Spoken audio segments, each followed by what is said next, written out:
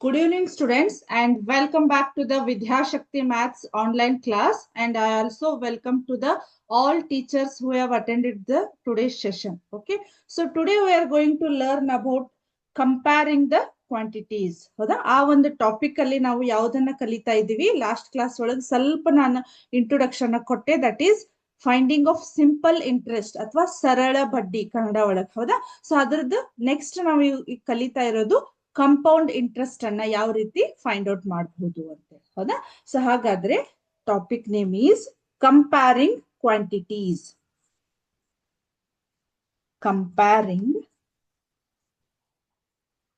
comparing quantities. Okay, so in this chapter we are going to learn about calculating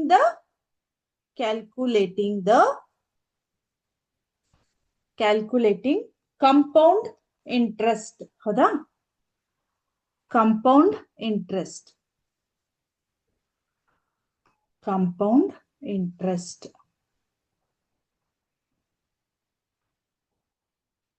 okay, so ನಾವು last class ಒಳಗೆ ನಿಮ್ಗೆ ಯಾವ್ದನ್ನ ಕಲಿಸಿದ್ದೆ ನಾನು, SI means simple interest ಅಥವಾ ಸರಳ ಬಡ್ಡಿಯನ್ನ ಕ್ಯಾಲ್ಕುಲೇಟ್ ಮಾಡುವಂತಹ ಒಂದು ಫಾರ್ಮುಲಾ ಯಾವ್ದೈತಿ ಹೇಳ್ರಿ ನಮ್ಗೆ, PTR/100 ಅಂತ ಇತ್ತು. ಹೌದಾ, ಸೊ ಇದನ್ನ ನಾವು ಯೂಸ್ ಮಾಡ್ಕೊಂಡು ನಾವ್ ಏನ್ ಮಾಡ್ಬೋದು ಈಗ, ಕಂಪೌಂಡ್ ಇಂಟ್ರೆಸ್ಟ್ ಅನ್ನ. ಹೌದಾ, ಹಾಗಾದ್ರೆ ನಮ್ಗೆ ಸರಳ ಬಡ್ಡಿ ಅಥವಾ ಸಿಂಪಲ್ ಇಂಟ್ರೆಸ್ಟಿಗೂ ಮತ್ತೆ what is the difference between simple interest and compound interest ಅಂತ ಇದೆ. ಹೌದಾ, ಸೊ ಸಿಂಪಲ್ ಇಂಟ್ರೆಸ್ಟ್ ಅಂದ್ರೆ ಅಥವಾ ಅದೇನಾಗ್ತೈತಿ, ಆ ಒಂದು ಪರ್ಟಿಕ್ಯುಲರ್ ಈಗ ಒಂದೇ ಅಮೌಂಟಿಗೆ. ಹೌದಾ, ನಿಮ್ಗೆ ಇನ್ ಜನರಲ್ ಆಗಿ ಹೇಳ್ಬೇಕಂದ್ರ, ಫಾರ್ ಎಕ್ಸಾಂಪಲ್ ನಾನೀಗ ಒಂದು 10,000, ಹೌದಾ, ನಾನು ಯಾರ್ದೋ ಹತ್ರ ಅಥವಾ ಬ್ಯಾಂಕ್ ನಿಂದ ನಾನು ಏನ್ ಮಾಡಿದೆ, 10,000 ಅನ್ನ ಇಸ್ಕೊಂಡೆ.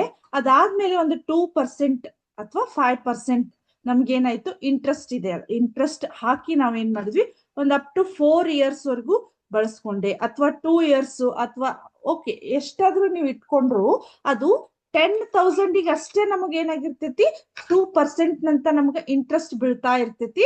That is called a simple interest. ಹೌದಾ, ಬಟ್ ಕಂಪೌಂಡ್ ಇಂಟ್ರೆಸ್ಟ್ ಅಂದ್ರೆ, ಹೌದಾ, ಕಂಪೌಂಡ್ ಇಂಟ್ರೆಸ್ಟ್ ಅಂತಂದ್ರೆ ಚಕ್ರ ಬಡ್ಡಿ ಅಂತ ಕರಿತೀವಿ ನಾವು. ಸೊ ಇಲ್ಲಿ 1 ವರ್ಷಕ್ಕೆ ಮತ್ತದ್ರದ್ದು ಅಮೌಂಟ್ ಜಾಸ್ತಿ ಆಗಿರ್ತೈತಿ ಬಡ್ಡಿ, ಅದಾದ್ಮೇಲೆ ನೆಕ್ಸ್ಟ್ ಇಯರ್ ದಿಂದ ಮತ್ ಅದೇನ್ ಅಮೌಂಟ್ ಆಗಿರ್ತೈತಲ್ಲ ಮತ್ ಅದಕ್ಕೆ ಎಕ್ಸ್ಟ್ರಾ ನಮ್ಗೆ ಏನಾಗ್ತೈತಿ, ಇಂಟ್ರೆಸ್ಟ್ ಅಂತ ಬೀಳ್ತಾ ಇರ್ತೈತಿ. ಹೌದಾ, ನಿಮ್ಗೊಂದು ಎಕ್ಸಾಂಪಲ್ ತೋರಿಸಿದ್ರ ಅದ ಡಿಫ್ರೆನ್ಸ್ ಏನ್ ಅನ್ನೋದು ಗೊತ್ತಾಗ್ತೈತಿ. ಈಗ ಆಲ್ರೆಡಿ ನಿಮಗ್ ಗೊತ್ತು ಸಿಂಪಲ್ ಇಂಟ್ರೆಸ್ಟ್ ಅನ್ನ ಯಾವ ರೀತಿ ಫೈಂಡ್ ಔಟ್ ಮಾಡಬಹುದು ಅಂತೇಳಿ. ಜಸ್ಟ್ ನೀವ್ ಅಲ್ಲಿ ಏನ್ ಮಾಡ್ತೀರಿ ಹೇಳ್ರಿ, ಇಲ್ಲಿ PTR/100 ಅಂತ ಇದೆ. P 10,000, 2 ಅಂದ್ರ 6, ಆಮೇಲೆ 4 ಅಂದ್ರ ಟೈಮ್ ಬೀಂಗ್ ಅಂದ್ರ 4 ವರ್ಷ. ಹೌದಾ, ಹಾಗಾಗಿ ನಾವ್ ಏನ್ ಮಾಡಿದ್ವಿ, ಇದನ್ನೆಲ್ಲ ಸಿಂಪ್ಲಿಫೈ ಮಾಡಿ 4 ವರ್ಷಕ್ಕೆ ಎಷ್ಟು ಅಂತೇಳಿ. ಬಟ್ ಇಲ್ಲಿ ಏನಾಗ್ತೈತಿ, ಕಂಪೌಂಡ್ ಇಂಟ್ರೆಸ್ಟ್ ಅಲ್ಲಿ ಸ್ವಲ್ಪ ನಮ್ಗೆ ಚೇಂಜಸ್ ಆಗ್ತೈತಿ. ಅದು ಯಾವ ರೀತಿ ಚೇಂಜಸ್ ಇದೆ ಅಂತ ನಾನು ಒಂದು ಎಕ್ಸಾಂಪಲ್ ಕೊಟ್ಟು ನಿಮ್ಗೆ ಹೇಳ್ತೇನೆ. ಓಕೆ, ಸೊ ಹಾಗಾದ್ರೆ let us start. So find compound interest on rupees 10,000. So P is equal to 10,000. Okay, next, for 2 years at an interest rate 5%. Howda, T is 2, okay, R is 5%. we have to calculate compound interest ಅಂತ ಇದೆ. ಹೌದಾ, so ಹಾಗಾದ್ರೆ compound interest ಅಂದ್ರೆ ಈಗ ಇದು just ನಾನು without formula in general ಆಗಿ ನಾನು ಫೈಂಡ್ ಔಟ್ ಮಾಡ್ತಾ ಇದ್ದೀನಿ. ಇದ್ರ ನೆಕ್ಸ್ಟ್ ನಮಗ ಫಾರ್ಮುಲಾ ಬರ್ತೈತೆ, ಅದ್ ನೋಡೋಣ. ಓಕೆ, ಸೊ ಹಾಗಾದ್ರೆ ಈಗ ನಾನು ಏನ್ ಮಾಡ್ತೇನೆ, ಫಸ್ಟ್ ಸಿಂಪಲ್ ಇಂಟ್ರೆಸ್ಟ್ ಅನ್ನ ತಗೊಂಡು, ಸೊ ದಟ್ ಈಸ್ PTR/100 ಅಂತ ಆಗುತ್ತೆ. Okay, so P means 10,000 into T means 2 and R means 5. This is in percentage. That percentage we can write as a 100. Okay, so this is the PTR/100 ಅಂತ ಇದೆ. Okay, so ಬಹಳ ಜನ students ಏನ್ ಮಾಡ್ತಾರ, ಇದು formula ಹಂಗೆ ಅದನ್ನ ಏನ್ ಮಾಡೋದು, ಬೈಪಟ್ ಹಾಕೋದು, PTR/100 ಬಟ್ ಅಲ್ಲಿ 100 ಯಾಕೆ ಬಂತು ಗೊತ್ತಾಗ್ಬೇಕಲ್ಲ. ಇಲ್ಲಿ ಏನಾಗ್ತೈತಿ ನಮ್ಗ ರೇಟ್ ಅನ್ನೋದು, ಅಥವಾ ಇಲ್ಲಿ ಏನಿದೆ ಈ ರೇಟ್ ಅದೆಲ್ಲ. ಸೊ ಇದೇನಾಗಿರ್ತೈತಿ ನಮಗ್ ಹೇಳ್ರಿ, ಇನ್ ಪರ್ಸೆಂಟೇಜ್ ಒಳಗಿರ್ತೈತಿ, ಆ ಪರ್ಸೆಂಟೇಜ್ ನಾವು ಇನ್ ಟರ್ಮ್ಸ್ ಆಫ್ ಫ್ರಾಕ್ಷನ್ ಒಳಗೆ ಬರೆದಾಗ ಅದು 100 ಆಗುತ್ತೆ. ಸೊ ಅದು ನಮ್ಗೆ ಗೊತ್ತಿರ್ಬೇಕು. ಓಕೆ, ಸೊ ಹಾಗಾಗಿ ಇಲ್ಲಿ ನೋಡ್ರಿ 10 ಕ್ಯಾನ್ಸಲ್, 10 ಕ್ಯಾನ್ಸಲ್. ನೆಕ್ಸ್ಟ್ ಇಲ್ಲಿ ಎಷ್ಟಾಯ್ತು ಹೇಳ್ರಿ? 5 2s 10, 10 into 100 ಎಷ್ಟಾಯ್ತು?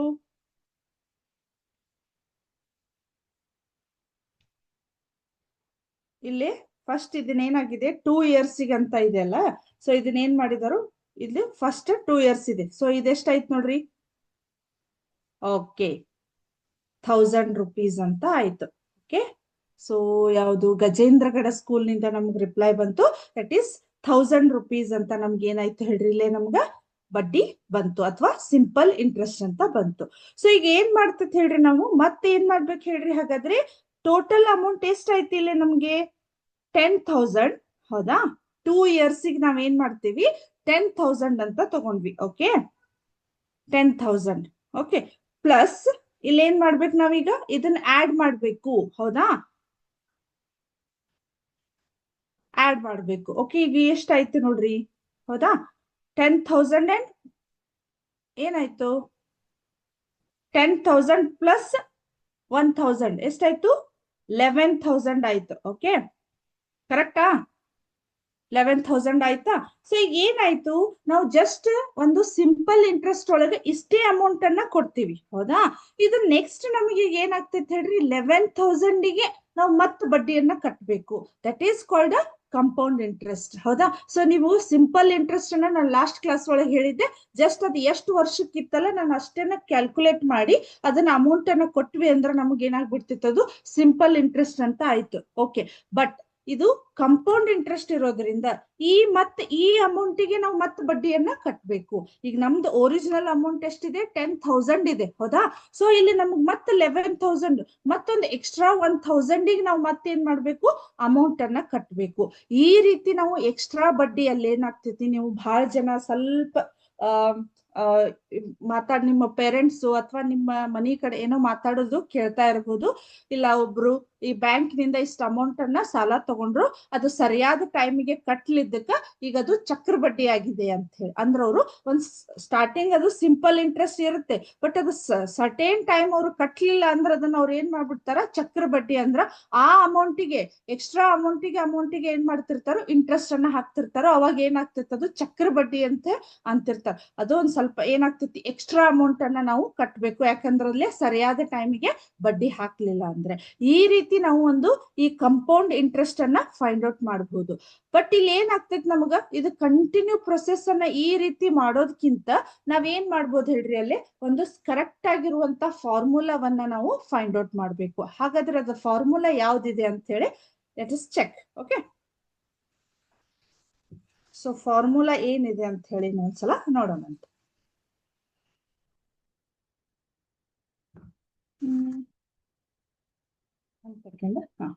ಡೆಡ್ಯೂಸಿಂಗ್ a formula for compound interest ಅಂತ ಇದೆ. ಹೌದಾ?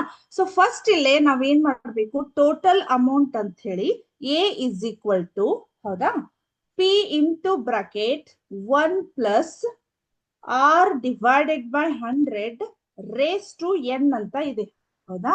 ಈ ರೀತಿ ನಮ್ಗೆ ಇಲ್ಲಿ ಪ್ರಿನ್ಸಿಪಲ್ ಇಲ್ಲಿ 6 ಮತ್ತೆ ಎಷ್ಟು ಇಯರ್ ಅನ್ನೋದನ್ನ ಮಾಡಿದಾಗ ನಮ್ಗೆ ಏನಾಗ್ತೈತಿ? ಅಮೌಂಟ್ ಅಂತ ಬರ್ತೈತಿ. ಓಕೆ, ಸೊ ಇದ್ರ ನೆಕ್ಸ್ಟ್ ನಮಗ್ ಕಂಪೌಂಡ್ ಇಂಟ್ರೆಸ್ಟ್ ಏನಾಗತ್ತೆ ಹೇಳ್ರಿ? ಹಾಗಾದ್ರೆ A minus P, this is the formula to find the compound interest. ಹೌದಾ? ಸೊ ಫಸ್ಟ್ ಇಲ್ಲಿ ಅಮೌಂಟ್ ಅನ್ನ ಫೈಂಡ್ ಔಟ್ ಮಾಡ್ಲಿಕ್ಕೆ ಅಲ್ಲಿ ಏನಾಯ್ತು? ನಮಗ ಅಮೌಂಟ್ ಅನ್ನ ಪ್ರತಿ ವರ್ಷ ನಾವ್ ಏನ್ ಮಾಡ್ಬೇಕು ಹೇಳ್ರಿ? ಪ್ರತಿ ವರ್ಷ ನಾನು ಸಿಂಪಲ್ ಇಂಟ್ರೆಸ್ಟ್ ಅನ್ನ ಫೈಂಡ್ ಔಟ್ ಮಾಡ್ಬೇಕು, ಅದ್ರ ನೆಕ್ಸ್ಟ್ ಅದಕ್ಕೆ ಬಡ್ಡಿಯನ್ನ ಆಡ್ ಮಾಡ್ಬೇಕು, ಮತ್ತೆ ನಾನು ಫೈಂಡ್ ಔಟ್ ಮಾಡ್ತಾ ಹೋಗುದು. This is the long process ಆಗ್ಬಿಡ್ತೈತಿ. ಓಕೆ, ಸೊ ಅದ್ರ ಬದ್ಲಿ ನಾವ್ ಏನ್ ಮಾಡ್ಬೋದು? ಡೈರೆಕ್ಟ್ ಅಮೌಂಟ್ ಅನ್ನ ಫೈಂಡ್ ಔಟ್ ಮಾಡ್ಲಿಕ್ಕೆ ನನ್ಗೆ ಇಲ್ಲೊಂದು ಫಾರ್ಮುಲಾ ಇದೆ. That is A is equal to P into 1 plus R upon 100 raised to N ಅಂತ ಇದೆ. ಓಕೆ, ಸೊ ನಾವ್ ಈ ಫಾರ್ಮುಲಾವನ್ನ ಯೂಸ್ ಮಾಡಿಕೊಂಡು ಅಮೌಂಟ್ ಅನ್ನ ಟೋಟಲ್ ಅಮೌಂಟ್ ಅನ್ನ ಫೈಂಡ್ ಔಟ್ ಮಾಡಿ ನೆಕ್ಸ್ಟ್ ನಮಗೆ ಬೇಕಾಗಿರೋದು compound interest. That is CI is equal to this is A and this is P. Okay, so A minus P ಮಾಡಿದ್ವಿ ಅಂದ್ರೆ ನಮ್ಗೆ ಏನಾಗ್ತೈತಿ? ಸರಿಯಾಗಿ ನಾವ್ ಏನ್ ಮಾಡ್ಬೋದು? ಕಂಪೌಂಡ್ ಇಂಟ್ರೆಸ್ಟ್ ಅನ್ನ ನಾವು ಫೈಂಡ್ ಔಟ್ ಮಾಡ್ಬೋದು. Okay, so this is the formula for finding the compound interest. Okay, so this is the very important. Please note down this. Okay, so next ಇದರದ್ದು ಅಪ್ಲಿಕೇಶನ್ಸ್ ಇದಾವೆ ಹೌದಾ. ಸೊ ಯಾವುದೇ ಇರ್ಲಿ ನಾವು ಹೌದಾ, ಈಗ ನಾವು ಯಾವುದೇ ಒಂದು ಮ್ಯಾಥ್ಸ್ ಒಳಗೆ ಕಲಿತಾ ಇರ್ಬೋದು, ಸೈನ್ಸ್ ಇರ್ಬೋದು ಹೌದಾ, ಅಲ್ಲಿ ಪ್ರತಿಯೊಂದಕ್ಕೂ ಅದರದೇ ಆದ applications in every day life ಅಂತ ಇರ್ತೈತಿ ಹೌದಾ. ಸೊ ನಾವ್ ಏನೋ ಒಂದು ಸುಮ್ನೆ ಶಾಲೆ ಕಲ್ತೀವಿ ಹೌದಾ, ಸುಮ್ನೆ ಏನೋ ಮಾಡ್ತಿದ್ವಿ ಅಂದ್ರೆ ಅದ್ರ ಮೇಲೆ ಇನ್ ಫ್ಯೂಚರ್ ನಮ್ಮ ಒಂದು ದಿನನಿತ್ಯ ಡೇ ಟು ಡೇ ಲೈಫ್ ಒಳಗ ಅದು ಯೂಸ್ ಆಗ್ತಾ ಇರ್ತೈತಿ. ಹಂಗಿದ್ರೆ ನಾವ್ ಯಾವುದೇ ಕೆಲಸ ಮಾಡ್ತೀವಿ. ನಮ್ಮ ಒಂದು ಕನ್ನಡ ಒಳಗ ಒಂದು ಭಾಷೆ, ಒಂದು ಮಾತಿದೆ ಏನಂದ್ರ, ಯಾರು ಏನು ಲಾಭ ಇಲ್ದ ಯಾವ ಕೆಲ್ಸಾನು ಮಾಡುದಿಲ್ಲ ಹೌದಾ. ಸೊ ಹಾಗಾದ್ರೆ ನಾವ್ ಯಾಕೆ ಇಷ್ಟು ಸ್ಟಡಿ ಮಾಡ್ಬೇಕು, ಯಾಕೆ ಸ್ಕೂಲಿಗೆ ಬರ್ಬೇಕು ಹೌದಾ, ಇದ್ರ ಹಿಂದೆ ಒಂದು ನಮ್ದೊಂದು ಉದ್ದೇಶ ಇದೆ ಅಲ್ಲ. ಸೊ ನಾನು ಚಲೋತೆಗೆ ಸರಿಯಾಗಿ ಶಾಲೆಯನ್ನ ಕಲ್ತು ಒಂದು ಸರಿಯಾದ ನೌಕರಿಯನ್ನ ಹಿಡಿದ್ರೆ ಅದು ನಮ್ಮ ಒಂದು ಫೈನಾನ್ಷಿಯಲಿ ನಮ್ಮ ಕುಟುಂಬಕ್ಕೆ ಹೆಲ್ಪ್ ಆಗ್ತೈತಿ ಅನ್ನೋ ಒಂದು ಹಿಂದಿನ ಮೇನ್ ಉದ್ದೇಶ ಇದೆಯಲ್ಲ. ಹಾಗಾಗಿ ಈಗ ನಾನು ಇದನ್ನ ಕಲ್ತೆ, ಇದು ನನ್ನ ಡೇ ಟು ಡೇ ಲೈಫ್ ಒಳಗೆ ಎಲ್ಲಿ ಯೂಸ್ ಆಗ್ತೈತಿ. ಹಾಗಾಗಿ ಅದೇ ನಮ್ಗೆ ಅಪ್ಲಿಕೇಶನ್ಸ್ ಆಫ್ ಕಂಪೌಂಡ್ ಇಂಟ್ರೆಸ್ಟ್ ಅಂತ ಇದೆ ಹೌದಾ. ಹಾಗಾದ್ರೆ ಯಾವ್ಯಾವ ಇದಾವ ಅಂತ ಹೇಳಿ ಒನ್ ಬೈ ಒನ್ ಅಂತ ನೋಡೋಣ ಹೌದಾ. ಸೊ ಫಸ್ಟ್ ಏನಿದೆ ನೋಡ್ರಿ, ಅಪ್ಲಿಕೇಶನ್ಸ್.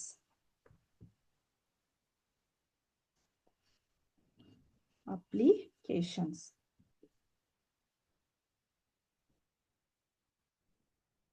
ಅಪ್ಲಿಕೇಶನ್ಸ್ ಏನಿದಾವು ಅಥವಾ ಇದಕ್ಕ ನಾವು ಅನ್ವಯಗಳು ಅಂತ ಕರಿತೀವಿ ಕನ್ನಡ ಒಳಗ. ಅನ್ವಯಗಳು ಹೌದಾ, ಅನ್ವಯಗಳು ಅಂತ ಕರಿತೀವಿ. ಯಾವ್ಯಾವ ಇದಾವ? First one, to calculate the growth rate of population ಹೌದಾ. ಸೊ ಇದು ಒಂದು ಚಕ್ರ ಬಡ್ಡಿ ಅಂದ್ರೆ ಆಲ್ಮೋಸ್ಟ್ ನೀವ್ ಏನ್ ಅನ್ಕೋತೀರಿ, ಇದೊಂದು ದುಡ್ಡಿಗೆ ಸಂಬಂಧಪಟ್ಟಿರೋದು ಹೌದಾ. ಚಕ್ರ ಬಡ್ಡಿ ಅಂದ್ರೆ ನೀವೇನ್ ಅನ್ಕೋತೀರಿ, ಇಲ್ಲ ಇದೇನೋ ಬ್ಯಾಂಕಿಗೆ ರಿಲೇಟೆಡ್ ಇರ್ತಕ್ಕಂಥದ್ದು ಅಥವಾ ದುಡ್ಡಿಗೆ ಸಂಬಂಧಪಟ್ಟ.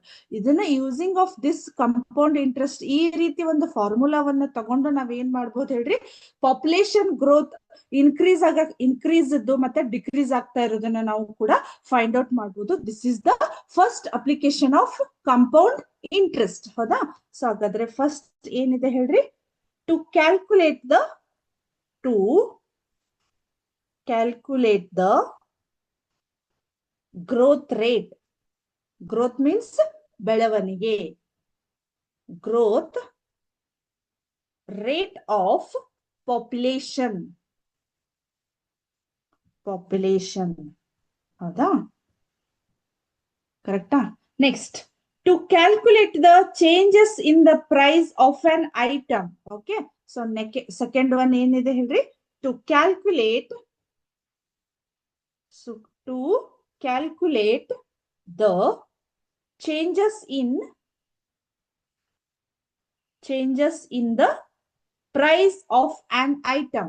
Changes in the price of an item. Okay, so ಅಲ್ಲಿ ಏನಾಗತ್ತೆ, ನಮ್ಗ ಒಂದು ಗ್ರೋತ್ ರೇಟ್ ಅನ್ನ ಈಗಿರುವ ಪ್ರೆಸೆಂಟ್ ಒಂದು ಸಿಚುವೇಶನ್ ಅನ್ನ ನೋಡ್ಕೊಂಡು ಅದು ಇನ್ನ ಒಂದ್ 2 ವರ್ಷ ಬಿಟ್ಟ ಎಷ್ಟು ನಮ್ಮ ಒಂದು ಕರ್ನಾಟಕದ ಜನಸಂಖ್ಯೆ ಇರಬಹುದು ಅಥವಾ ಭಾರತದ ಜನಸಂಖ್ಯೆ ಎಷ್ಟ್ ಇರಬಹುದು ಅನ್ನೋದನ್ನ ನಾವು ಕ್ಯಾಲ್ಕುಲೇಟ್ ಮಾಡಬಹುದು, ಅಥವಾ ಹಿಂದೆ ಎಷ್ಟ್ ಇರಬಹುದು ಈ ಒಂದು ಪ್ರೆಸೆಂಟ್ ಗ್ರೋತ್ ರೇಟ್ ಅನ್ನ ಇಟ್ಕೊಂಡು ಹೌದಾ. ಆಮೇಲೆ to calculate the changes in the prices of an item ಹೌದಾ. ಸೊ ಇವಾಗ ಪ್ರೆಸೆಂಟ್ ಒಂದ್ ಯಾವ್ದೋ ಒಂದು ಐಟಮ್ ಅದು ಇಷ್ಟು ಬೆಲೆ ಇತ್ತು, ಅದು ಇನ್ನೊಂದು 2 ವರ್ಷ ಆದ್ಮೇಲೆ ಎಷ್ಟಾಗಬಹುದು ಅಥವಾ 2 ವರ್ಷದ ಹಿಂದೆ ಎಷ್ಟಾಗಿರ್ಬಹುದು ಅನ್ನೋದನ್ನ ನಾವು ಫೈಂಡ್ ಔಟ್ ಮಾಡಬಹುದು. So these two are the applications of compound interest ಅಂತ ಇದೆ ಹೌದಾ. ಸೊ ಈಗ ಒನ್ ಬೈ ಒನ್ ಎಕ್ಸಾಂಪಲ್ ಅನ್ನ ನೋಡೋಣಂತ. ಹಾಗಾದ್ರೆ ಒಂದು ಎಕ್ಸಾಂಪಲ್ ಅನ್ನ ನಾನು ತೋರಿಸ್ತೀನಿ ನೋಡ್ರಿ ಇಲ್ಲಿ. So question example is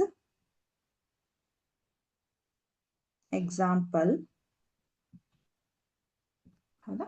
so example ಏನಿದೆ ನೋಡ್ರಿ, if the population of a town increases 2% annually and the present population is 3,26,40,000, find its population after 2 years ಹೌದಾ.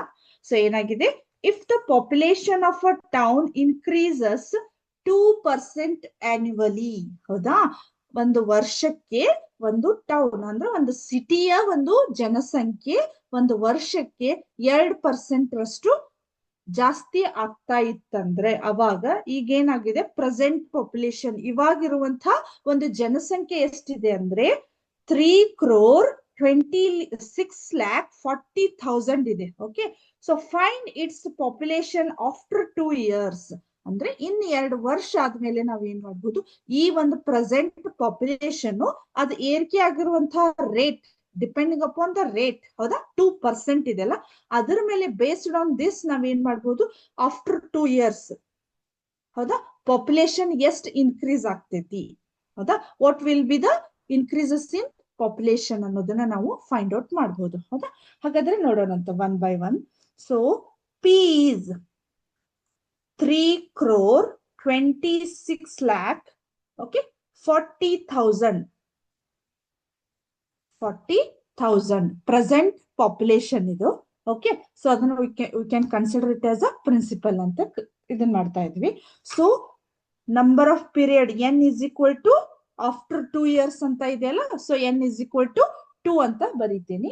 ನೆಕ್ಸ್ಟ್ ರೇಟ್, ಹೌದಾ, ಅದು ಕೂಡ ನಮ್ಗೆ 2% ಅಂತ ಇದೆ. ಓಕೆ, ಸೊ ಇವಾಗ ಏನ್ ಮಾಡ್ತೇನೆ ನಾನು, ಜಸ್ಟ್ ಫಾರ್ಮುಲಾವನ್ನ ಬರೀತೀನಿ ನೋಡ್ರಿ. Formula is A is equal to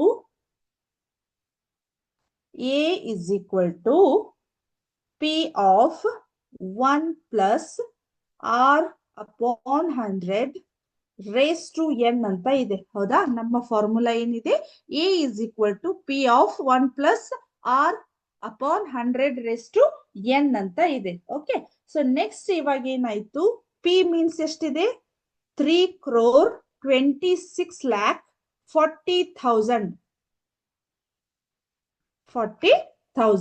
into bracket 1 plus ಇಲ್ಲೇನಾಗಿದೆ ನಮ್ಗೆ ಹೇಳ್ರಿ, 2 divided by 100, right?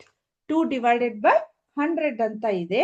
Next raised to 2, ಇಲ್ಲಿ 2 years ಇರೋದ್ರಿಂದ 2 ಅಂತ ಬರದೆ. ಓಕೆ, ಸೊ ಹಾಗಾಗಿ ಇಲ್ಲಿ ನೋಡ್ರಿ, ಇದನ್ನ ಆಸ್ ಇಟ್ ಈಸ್ ಇಡೋಣ. 3,26,40,000 ಹೌದಾ. ಸೊ ಇಲ್ಲಿ ಏನಾಗತ್ ನೋಡ್ರಿ, ನಮ್ಗೆ ಈಗ ಜಸ್ಟ್ ನಾನು ಏನ್ ಮಾಡ್ತೀನಿ, ಫಸ್ಟ್ ಈ ಬ್ರಾಕೆಟ್ ಅನ್ನ ಓಪನ್ ಮಾಡೋಣ ಅಂತ, ಜಸ್ಟ್ ಈ ಬ್ರಾಕೆಟ್ ಅನ್ನ ಸಾಲ್ವ್ ಮಾಡೋಣ ಅಂತ. ಸೊ ಇಲ್ಲಿ ಏನು ಇಲ್ಲ ಅಂದ್ರೆ ಇದು ಫ್ರಾಕ್ಷನ್ ಒಳಗಿದೆ. ಸೊ ಇಲ್ಲಿ ನಾನು ಏನ್ ಮಾಡ್ಬೇಕು, LCM ಅನ್ನ ಫೈಂಡ್ ಔಟ್ ಮಾಡ್ಬೇಕು. 1 ಮತ್ತೆ 100 LCM ಏನಾಗತ್ತೆ ನನ್ಗೆ ಇಲ್ಲಿ 100 ಆಗತ್ತ, right? Okay, so next procedure ಏನಿದೆ, 1 how much 100, 100, okay, and 100 ones are 100. So 100 plus 2, okay, raised to 2 as it is ಬರೆಯೋಣಂತ. ಓಕೆ, ಸೊ ಈಗ ಏನಾಗಿದೆ, ಸೊ ಇದನ್ನ as it is ಬರೀತೇನೆ.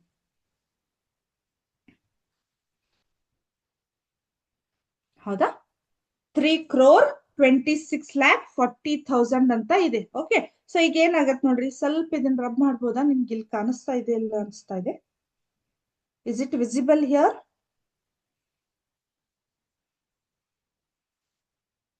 ಒಂದ್ ಸ್ವಲ್ಪ ಇಲ್ಲಿ ರಬ್ ಮಾಡ್ತೇನೆ ನೋಡ್ರಿ. ಸೊ 3,26,40,000 ಇಂಟು ಇಲ್ಲೇನಾಯ್ತು, 100 plus 2 is 102 divided by 100 raised to square ಅಂತ ಇದೆ. ಹೌದಾ, ಸೊ ಈಗ ಇದನ್ನ 1 by 1 ನಾವ್ ಏನ್ ಮಾಡೋಣ ಈಗ, ಹೌದಾ, ಸಾಲ್ವ್ ಮಾಡೋಣ.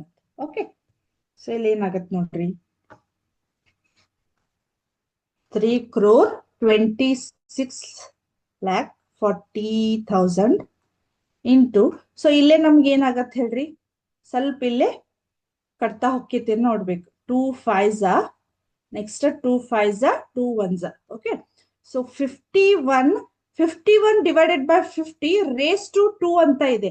2 ಮೀನ್ಸ್ 2 ಟೈಮ್ಸ್ ಮಲ್ಟಿಪ್ಲೈ ಮಾಡ್ಬೇಕಲ್ಲ, ಸೊ ಅದನ್ನ ನಾನು ಯಾವ ರೀತಿ ಬರೀಬಹುದು, ಹೌದಾ, 51 divided by 50, okay, into 51 divided by 50 ಅಂತ ಬರೀಬಹುದು. ಹೌದಾ, ಸೊ ಇಲ್ಲೇನಾಯ್ತು, 1 0 1 0 ಕ್ಯಾನ್ಸಲ್, 1 0 1 0 ಕ್ಯಾನ್ಸಲ್ ಆಯ್ತು ನಮ್ಗೆ. ಓಕೆ, ಸೊ ಇಲ್ಲಿ ಏನಾಯ್ತು ಹಾಗಾದ್ರೆ, ಇಲ್ಲಿ 5 5 25 ಆಯ್ತು. ಸೊ ಏನಾಗತ್ ನೋಡ್ರಿ ಇಲ್ಲಿ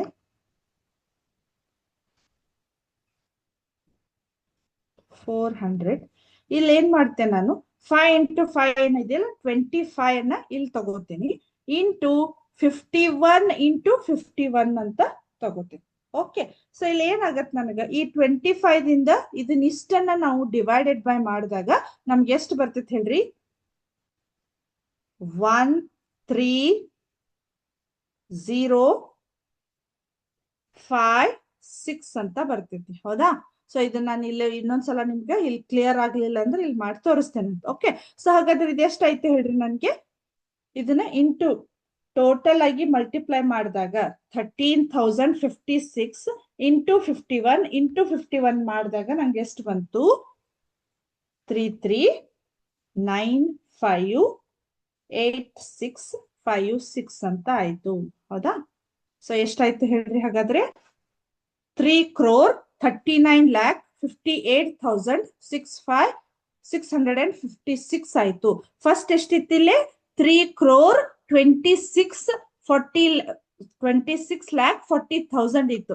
ಇಲ್ಲಿ 2 years, ಆಫ್ಟರ್ 2 years ಎಷ್ಟು ಪಾಪ್ಯುಲೇಷನ್ ಇನ್ಕ್ರೀಸ್ ಆಯ್ತು ನೋಡ್ರಿ, ಇಲ್ಲಿ 3,39,58,656 ಅಂತ ಪಾಪ್ಯುಲೇಷನ್ ಜಾಸ್ತಿ ಆಯ್ತು. ಓಕೆ, ಸೊ ಇಲ್ಲಿ ಚೂರ್ ನಿಮ್ಗೆ ಏನಾಯ್ತು, ಯಾವ ರೀತಿ ಮೇಡಮ್ ಇದನ್ನ 1356 ಬಂತು ಅಂತ ನಿಮ್ಗೆ ಗೊತ್ತಾಗ್ಬೇಕೀಗ. ಹೌದಾ? ಸೊ ಇದಿಷ್ಟು ಅಂಡರ್ಸ್ಟ್ಯಾಂಡ್ ಆಯ್ತಲ್ಲ, ಒಂಚೂರ್ ನಾನು ಇಲ್ಲಿ ಮಾಡ್ತೇನೆ ಅಂದ್ರೆ,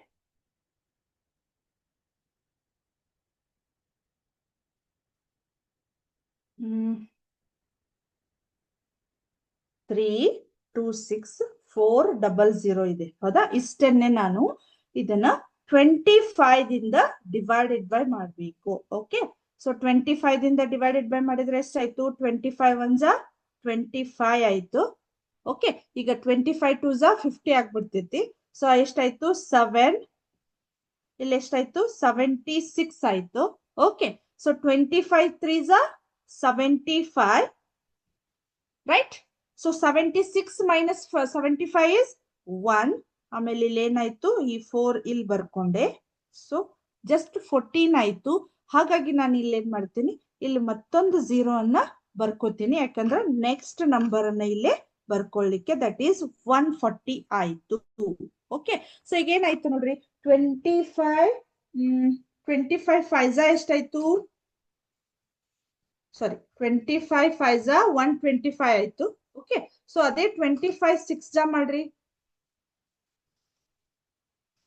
150 ಆಗ್ಬಿಡ್ತು. ನಂಗೆ ಇದಕ್ಕಿಂತ ಜಾಸ್ತಿ ಆಯ್ತು, ಹಾಗಾಗಿ ನಾನು 25 5 125 ಅಂತ ತಗೊಂಡೆ. ಸೊ ಎಷ್ಟಾಯ್ತು ನೋಡ್ರಿ, 5, ಇಲ್ಲಿ ಕಾಣಿಸ್ತಾ ಇದೆ ಇಲ್ಲಿ ನಿಮ್ಗೆ. ಓಕೆ, ಸೊ ಎಷ್ಟಾಯ್ತು 1. ನೆಕ್ಸ್ಟ್ ಅಗೇನ್ ಇಲ್ಲೊಂದು 0 ಇದೆ, ದಟ್ ಈಸ್ 25 6 150 ಅಂತ ಆಯ್ತು. ಕ್ಲಿಯರ್? ಇವಾಗ ಏನಾಯ್ತು, ಇಷ್ಟನ್ನ ನಾನು 25 ದಿಂದ ಈ ರೀತಿ ನಾನು ಡಿವೈಡೆಡ್ ಬೈ ಮಾಡಿದಾಗ ನಂಗೆ ಎಷ್ಟಾಯ್ತು, 13,056 ಬಂತು. ಇಲ್ಲಿ 51 51 ಇದೆ, ಸೊ ಎರಡನ್ನ ಇಷ್ಟನ್ನು ಮಲ್ಟಿಪ್ಲೈ ಮಾಡಿದಾಗ ನಂಗೆ ಎಷ್ಟು ಬಂತು ಹೇಳ್ರಿ, 3,39,58,656 ಅಂತ ಹೇಳಿ ನಮಗ ಆನ್ಸರ್ ಬಂತು. ಓಕೆ, ಈ ರೀತಿ ನಾವು ಒಂದು ಪಾಪ್ಯುಲೇಷನ್ ಗ್ರೋತ್ ಮಾಡುವಾಗ, ಅಂದ್ರೆ ಪಾಪ್ಯುಲೇಷನ್ ಗ್ರೋತ್ ಒಂದು ಏನಂದ್ರ ನಂಬರ್ಸ್ ಗಳನ್ನ ಫೈಂಡ್ ಔಟ್ ಮಾಡುವಾಗ, ಹೌದಾ, ಆಫ್ಟರ್ 2 years ಅಥವಾ ನಾವು ಏನ್ ಮಾಡ್ಬೋದು, ಬಿಫೋರ್ 2 years ಎಷ್ಟಿತ್ತು ಅನ್ನೋದನ್ನ ನಾವು ಯೂಸಿಂಗ್ ಕಂಪೌಂಡ್ ಇಂಟ್ರೆಸ್ಟ್ ಅದ ಒಂದು ಫಾರ್ಮುಲಾವನ್ನ ಫೈಂಡ್ ಔಟ್ ಮಾಡಿ ನಾವ್ ಏನ್ ಮಾಡ್ಬೋದು, ಅದನ್ನ ಕ್ಯಾಲ್ಕುಲೇಟ್ ಮಾಡಬಹುದು. ಓಕೆ, ಸೊ ಇದು ಏನಾಯ್ತು, ಜಸ್ಟ್ ಈಗ ಅಪ್ಲಿಕೇಶನ್ ಒಳಗ ಒಂದು ಪಾಪ್ಯುಲೇಷನ್ ಗ್ರೋತ್ ಅದ್ ಇನ್ಕ್ರೀಸ್ ಇರ್ಬೋದು ಅಥವಾ ಡಿಕ್ರೀಸಸ್ ಇರ್ಬೋದು, ಅದನ್ನ ನಾವು ಕಂಪೌಂಡ್ ಇಂಟ್ರೆಸ್ಟ್ ಅದ ಫಾರ್ಮುಲಾವನ್ನ ಯೂಸ್ ಮಾಡಿ ಫೈಂಡ್ ಔಟ್ ಮಾಡಬಹುದು. ಹೌದಾ? ಹಾಗಾದ್ರೆ ಈಗ ನೆಕ್ಸ್ಟ್ ಕ್ವಶನ್ ಏನಿದೆ ಅಂದ್ರ, to calculate the changes in the price of an item ಅಂತ ಇದೆ. ಸೆಕೆಂಡ್ ಅಪ್ಲಿಕೇಶನ್ ಏನಿದೆ, ನಮ್ಗೆ ಒಂದ್ ಯಾವುದೇ ಒಂದು ಐಟಮ್ಸ್ ಅದರದ್ದು ಏನಾಗಿರ್ಬೋದು, ಆ ಐಟಮ್ಸ್ ಆಫ್ಟರ್ 2 years ಇರ್ಬೋದು, ಆಫ್ಟರ್ 5 years ಇರ್ಬೋದು, ಅಥವಾ ಬಿಫೋರ್ 3 years ಇರ್ಬೋದು, ಅದರದ್ದು ಎಷ್ಟು ಈಗಿನ present based on the present price ಮೇಲೆ ನಾವ್ ಏನ್ ಮಾಡ್ಬೋದು, ಆಮೇಲೆ ಅದರದ ರೇಟ್ ಮೇಲೆ ನಾವು ಫೈಂಡ್ ಔಟ್ ಮಾಡಬಹುದು, which based on the compound interest formula. Okay, so let us C.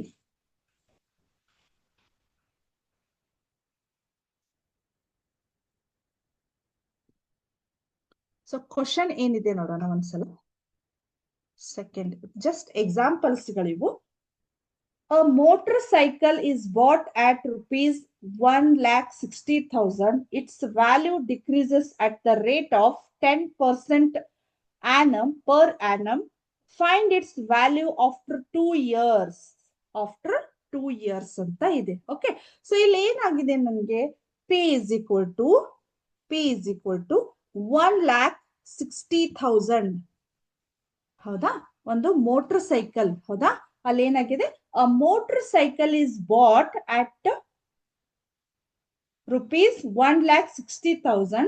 Its value decreases at the rate of 10% per annum. ಹೌದಾ, so R is equal to 10%. Okay, so next find its value after 2 years. ಹೌದಾ, so time being is 2 years ಅಂತ ಇದೆ. ಹೌದಾ, so ಹಾಗಾದ್ರೆ ಇಲ್ಲಿ decreases ಇರೋದ್ರಿಂದ ನಮ್ದು ಸ್ವಲ್ಪ ಫಾರ್ಮುಲಾ ಏನಾಗತ್ತೆ ನೋಡ್ರಿ. ಇಲ್ಲಿ A is equal to P of 1 minus R upon 100 raised to n ಅಂತ. ಇಲ್ಲಿ ಏನಾಗಿದೆ, ಡಿಕ್ರೀಸಸ್ ಇರೋದ್ರಿಂದ. ಹೌದಾ, ಡಿಕ್ರೀಸಸ್ ಇರೋದ್ರಿಂದ ಅಲ್ಲಿ ಏನಾಗತ್ತ ನಮ್ಗ ಇದು ಮೈನಸ್ ವ್ಯಾಲ್ಯೂ ಅಂತ ಬರ್ತೈತಿ. ಓಕೆ, ಸೊ ಇಲ್ಲಿ ಏನಾಗತ್ ನೋಡ್ರಿ, 1,60,000 1 minus R means 10 divided by 100 raised to n means 2 years ಅಂತ ಇದೆ. ಓಕೆ, ಸೊ ಈಗ ಏನಾಗತ್ತ 1,60,000 as it is. ಸೊ ಇಲ್ಲಿ ಏನಾಗಿದೆ, ಮತ್ತೆ ನಾನು ಅಗೇನ್ ಇಲ್ಲಿ ಏನ್ ಮಾಡ್ಬೇಕು, I can find out the LCM. Okay, so LCM is 100. ಅಥವಾ ನಾನು ಇಲ್ಲಿ ಏನ್ ಮಾಡ್ಬೋದು ಹೇಳ್ರಿ, ಇದನ್ನ ಇಲ್ಲೇ 10 1s 10 10s ಮಾಡಿದ್ರು. ಸೊ ಇಲ್ಲಿ ಏನಾಗತ್ತೆ, ನನ್ಗ 10 ಅಷ್ಟೇ ಇರ್ತೈತಿ. ಹೌದಾ, ಸೊ ಇಲ್ಲಿ ಏನಾಗತ್ತ 10 minus 1 raised to 2 ಅಂತ ಬರ್ತೈತಿ. ಓಕೆ, ಸೊ ಇಲ್ಲಿ ಕಾಣಿಸ್ತಾ ಇದೆಯಲ್ಲ ನಿಮ್ಗೆ.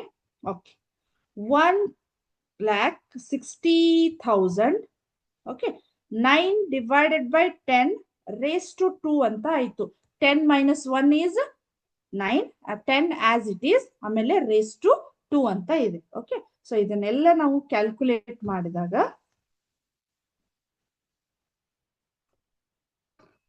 1,60,000.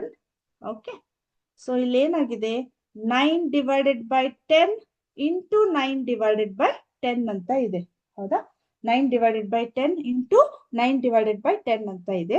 ಸೊ ಅಲ್ಲಿ ಏನಾಯ್ತು, this 0 cancel and this 0 cancel. ಎಷ್ಟಾಯ್ತು, 1,600 ಮತ್ತೆ 9 into 9 ಅಂತ ಉಳಿತು. ಹೌದಾ, ಸೊ ಇದನ್ನೆಲ್ಲವನ್ನ ನಾವು ಮಲ್ಟಿಪ್ಲೈ ಮಾಡಿದಾಗ ಎಷ್ಟು ಬಂತ ಹೇಳ್ರಿ, 1,29,600 ಅಂತ ಬಂತು. ಹೌದಾ, 1,29,600. ಓಕೆ, ಸೊ ಇದೇನಾಗತ್ತೆ ನಮ್ಗ ಆ ಒಂದು ಪ್ರೆಸೆಂಟ್ ರೇಟ್. ಅಲ್ಲಿ ಏನಾಗಿತ್ತು ನಿಮ್ಗ ಫಸ್ಟ್ ಎಕ್ಸಾಂಪಲ್ ನೋಡ್ರಿ, ಅಲ್ಲಿ ಪಾಪ್ಯುಲೇಷನ್ ಗ್ರೋತ್. ಹೌದಾ, ಎಷ್ಟ್ ಇತ್ತು ಅಲ್ಲಿ ಗ್ರೋತ್ ಆಗಿದ್ದನ್ನ ಎಷ್ಟಿತ್ತು ಅನ್ನೋದನ್ನ ಫೈಂಡ್ ಔಟ್ ಮಾಡಿದಾಗ ಈ ಪಿ ಗಿಂತ ನಮ್ಗೆ ಎ ಜಾಸ್ತಿ ಬಂದಿತ್ತು. ಹೌದಾ, ಅಲ್ಲಿ ಪಾಪ್ಯುಲೇಷನ್ ಆಫ್ಟರ್ 2 years ಜಾಸ್ತಿ ಬಂದಿತ್ತು. ಇಲ್ಲಿ ಸ್ಟಾರ್ಟಿಂಗ್ ಸ್ಟೇಟ್ಮೆಂಟ್ ಏನ್ ಕೊಟ್ಟಿದ್ದಾರೆ ಅವರು, ಡಿಕ್ರೀಸ್ ಆಗ್ತಾ ಇದೆ ಅಲ್ಲಿ. ಹೌದಾ, ಪರ್ ಆನಮ್ 10% ಡಿಕ್ರೀಸ್ ಆಗ್ತಾ ಇದೆ ಆ ಒಂದು ಮೋಟರ್ ಸೈಕಲ್ಗೆ. ಓಕೆ, ಸೊ ಹಾಗಾಗಿ ನಾವು based on this given things ನಾವೇನ್ ಫೈಂಡ್ ಔಟ್ ಮಾಡಿದಾಗ ಇಲ್ಲಿ ನೋಡ್ರಿ, ಫಸ್ಟ್ ಅದು ಜಸ್ಟ್ ಅದನ್ನ ತಗೊಂಡಾಗ 1,60,000 ಇದೆ. ಹೌದಾ, ಅದೇ ನೀವು 2 years ಅಂತ ಇದೆ ಇಲ್ಲಿ. ಓಕೆ, ಸೊ 2 years ಆದ್ಮೇಲೆ ಅದ್ರದ್ದು ಡಿಪೆಂಡಿಂಗ್ ಅಪಾನ್ ದಿಸ್ ರೇಟ್ ಮೇಲೆ 10% ಆನಮ್ ಕಟ್ ಆದಾಗ ಸೊ ಅಲ್ಲಿ ಎಷ್ಟಾಯ್ತು ನೋಡ್ರಿ, ಅಲ್ಲಿ ಆಟೋಮೆಟಿಕ್ಲಿ ಡಿಕ್ರೀಸ್ ಆಯ್ತು. ದಟ್ ಈಸ್ 1,29,600 rupees ಡಿಕ್ರೀಸ್ ಆಯ್ತು. ಈ ರೀತಿ ನಾವು ಒಂದು ಕಂಪೌಂಡ್ ಇಂಟ್ರೆಸ್ಟ್ ಅನ್ನ ಅಪ್ಲಿಕೇಶನ್ಸ್ ಗಳನ್ನ ಈ ರೀತಿ ಮಾಡಬಹುದು. ಓಕೆ, ಸೊ ಇದ್ರ ಮೇಲೆ ಲಾಸ್ಟ್ ನಮ್ಮ ಒಂದು ಎಕ್ಸರ್ಸೈಸ್ ಇದೆ, exercise 7.3. Let us we will learn in our next class. Okay, so ಇಷ್ಟೊತ್ತವರೆಗೂ ಹೇಳಿರ್ತಕ್ಕಂಥ ಕ್ಲಾಸು ನಿಮ್ಗೆ ಕ್ಲಿಯರ್ ಆಗಿ ಕಾನ್ಸೆಪ್ಟ್ ಕ್ಲಿಯರ್ ಆಗಿ ಅಂಡರ್ಸ್ಟ್ಯಾಂಡ್ ಆಯ್ತು ಅನ್ಕೊಂಡು ಇವತ್ತಿನ ಕ್ಲಾಸ್ ಅನ್ನ ಇಲ್ಲಿಗೆ ಮುಗಿಸ್ತಾ ಇದ್ದೀನಿ. ನೆಕ್ಸ್ಟ್ ಕ್ಲಾಸ್ ಒಳಗ ಅದ್ ಸ್ವಲ್ಪ ನಮ್ಗೆ ಏನ್ ಹೇಳ್ಬೋದು ಹೇಳ್ರಿ, ಎಕ್ಸರ್ಸೈಸ್ ಅದ್ರೊಳಗೆ 1 ಅಥವಾ 2 ಕ್ವಶನ್ಸ್ ಗಳನ್ನ ಬಿಡಿಸಿದ್ರ ಮುಗೀತು. ಅದಾದ್ಮೇಲೆ ಈ ಒಂದು ಲೆಸನ್ ಮೇಲೆ ನಿಮ್ಗೆ ನೆಕ್ಸ್ಟ್ ಕ್ಲಾಸ್ ಒಳಗೆ ಏನಾಗ್ತೈತಿ, ಮಲ್ಟಿಪಲ್ ಚಾಯ್ಸ್ ಕ್ವಶನ್ಸ್ ಗಳನ್ನ ತಗೋತೀನಿ. ಹಾಗಾಗಿ ಎಲ್ರೂ ಸ್ವಲ್ಪ ಪ್ರಿಪೇರ್ ಆಗಿ ಬರ್ರಿ ಅಂತ ಹೇಳ್ತಾ ಇವತ್ತಿನ ಕ್ಲಾಸ್ ಅನ್ನ ಇಲ್ಲಿಗೆ ಮುಗಿಸ್ತಾ ಇದ್ದೀನಿ. Thank you. ಜೈ ಹಿಂದ್, ಜೈ ಕರ್ನಾಟಕ ಮಾತೆ, Jai Vidyashakti. Thank you once again.